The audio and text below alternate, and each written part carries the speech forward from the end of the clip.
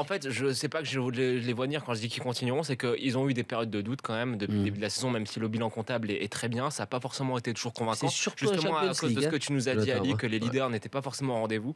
Fabinho qui est passé à travers notamment. Il y avait que Falcao qui était là. Il y a eu beaucoup de trous d'air, notamment contre Nice. Même Subasic n'était pas là. Exactement. Mais là, en fait, ce qui me fait espérer, c'est que l'équipe a quand même, et qu'on le veuille ou pas, alors après, il y a le débat, est-ce que Monaco est aussi fort que l'année dernière? Moi, je pense personnellement que quand on regarde les joueurs, je suis pas forcément sûr qu'ils se soient affaiblis.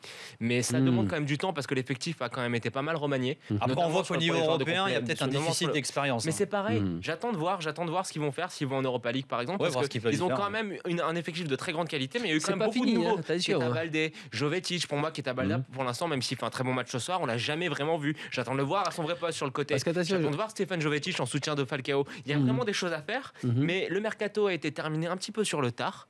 Et puis voilà, je pense que Jardim, il a un puzzle à reconstruire, il a des éléments de qualité, mais il a mis un petit peu de temps à arriver à assembler les pièces. Mais là, je me fais plus de soucis pour Monaco. Rappelez-vous, en fait, quel est le premier vrai grand match de Rabiot au Paris Saint-Germain?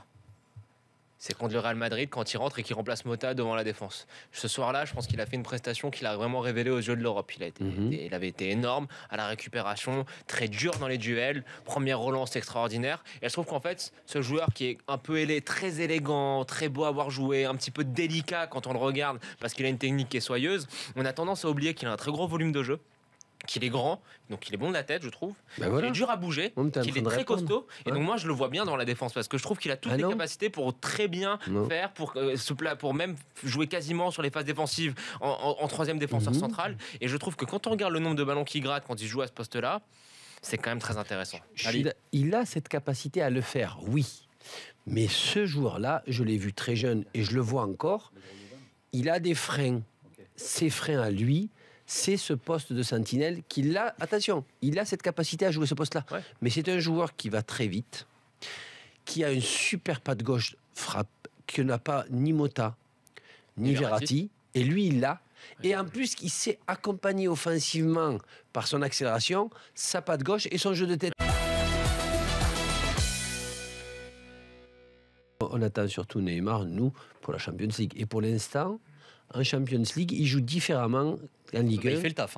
Il est sérieux, il est appliqué, et c'est ce qui fait la différence d'un grand joueur.